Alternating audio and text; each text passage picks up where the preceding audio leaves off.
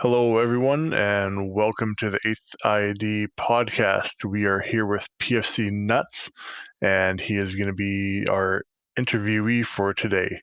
So, how you doing, Nutz? I'm doing great, VanDoor. How are you? Glad to be here. What an honor.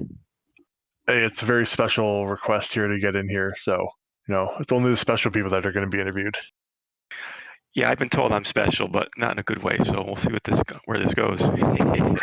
All right, let's jump into it here. So, who are you, and where are you from? So I'm private for class Nutz. My name is Joe. I live in Connecticut. I'm a father of two. I just turned 53. I work as a finance director for an aerospace company, and my spare time I like to play little dots. All right, let's jump into the Dodd stuff then right away. How long have you been playing, and what got you into realism? I've been playing, God, it's got to be at least, I think, 17 plus years. I started when Half-Life first came out, did the single player campaign, and then heard about Team Fortress Classic and joined up with, wasn't a unit, right? It was really a clan called LGSO, Let God Sort 'em Out.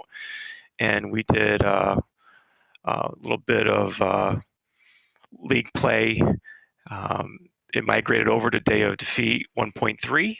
We did some league play with that. Then they went over, to the current Dodd source, and then they wound up disbanding after a while. And I kind of, bounced around a little bit, did a little bit of just being on my own. But I just enjoy the team concept of realism.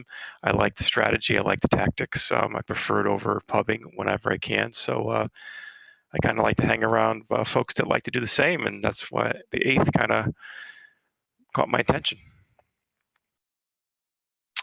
And so, how many units have you been in for realism? Because I know I've known you for a while, not personally, but I've just known your name for a long time. Yeah, so I was in LGSO. Then I went to a unit called the 70th ID, which was before that was the FSSF, and they wound up disbanding. I joined up with another group of guys called SYP, Sergeant York's platoon, and they're not into realism as much. They're trying to get into it. And they're a great group of guys. They're still around, and we still do some realism with them on Saturdays. And then from there, when I found out the eighth was more involved in realism, I said, "Oh, geez, that's the place I want to land." And I'd been playing with some of you guys for a while, as you mentioned, especially when you were in the prior unit. So it just seemed like the right fit, and really happy to be aboard. Awesome. All right, so you've told us before, you posted in our Discord. So tell us about your weight loss, because I'm sure you're pretty pumped about that. Yeah, so a year ago, right before the pandemic started, I kind of just let my health get away from me. I'm 5'10", and I was like 260 pounds, and not in a good way.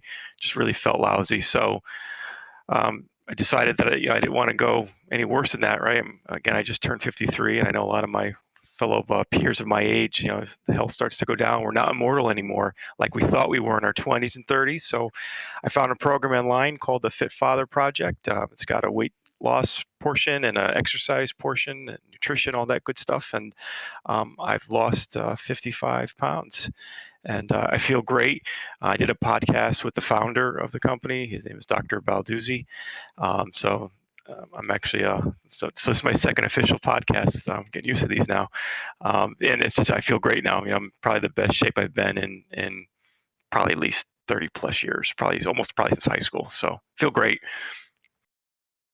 That's awesome. Be an inspiration for a lot of people, especially in that age range where, yeah, you said it gets a lot harder to get motivated to do that or just do it in general. So that's awesome. Good for you. Yeah, thanks. Feel great. Glad to help anyone who wants to help. All right, next. If you were to get rid of one U.S. state, which one would you pick and why? Oh, probably California. They're a little crazy out there. Don't really understand what they're thinking. I'm an East Coast guy. Other than the weather, I don't see any point in keeping them. So let them form their own state. All right. um, what is something none of us know about you? If you have like a secret talent or anything like that. Secret talent? I don't know. I used to be a big sport buff, so played a lot of softball. I used to coach it and I played it. So I miss it. I'd love to get back into it, even though I'm getting up there. There's some leagues that I could play in, but yeah, I really like to play softball. Any other sports that you played growing up that you were competitive in? Yeah, I was track. I went to the States. I was a sprinter back in the day when I could run. But so yeah, I used to run and play basketball. I played all the big sports. Played a little football. But yeah, baseball and softball were my sports growing up. All right, and we'll just continue on with that. What are your favorite teams in the major sports? Well, I'm a Yankee fan, so right now it's really brutal to watch the Astros and the Red Sox playing each other because they're arch rivals and we hate them both. Um, And they're cheaters, so and the cheaters, exactly right. Not that of course the Yankees never cheated, right? A-Rod never did anything or any of those kind of guys, but we won't talk about that. But you're right, yeah. So they're out of it. I'm a Steeler fan. They won a nice one yesterday, but it was tough. It was another nail biter. They're not going to go very far. They just don't have the talent. And in basketball, I don't follow it as much anymore, but I grew up being a Celtic fan. I was a big Larry Bird fan. He's like my favorite player. So I used to like the old Celtics, and so I don't watch him as much. But those are I don't watch hockey. Hockey's for Canadians like you. So don't be dissing hockey. I'll get you to like it. We'll talk one day. All right.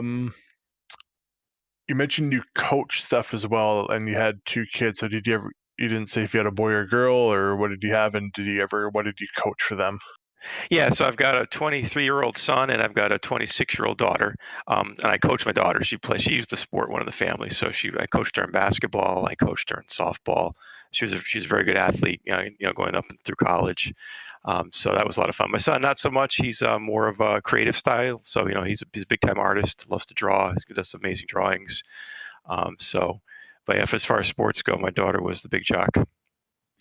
Okay, here's the thing that annoys me about girls softball: the chanting and the clapping and all that shit they do in the dugout. I just can't stand it myself. I don't know about you. Oh, I'm with you. Yeah, I used to have to, just kind of ignore it, and but you can't get away from it because it's big. It's big with them. It's All the just sports, it's part of their sport. I don't know what it is, but girls softball, I hate it. and worse than that are the parents. They're just as bad. It's just, I just want to play the game and just teach them how to play and the other stuff. Yeah, it's a little bit of a distraction, but it's part of it. So you got to grin and bear it. For sure. All right. Go to what is your favorite joke?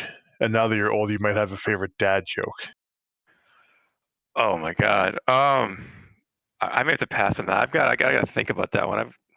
All right, we'll come back to it. We'll circle around. Okay. All right. Who is your first celebrity crush? Farrah Fawcett.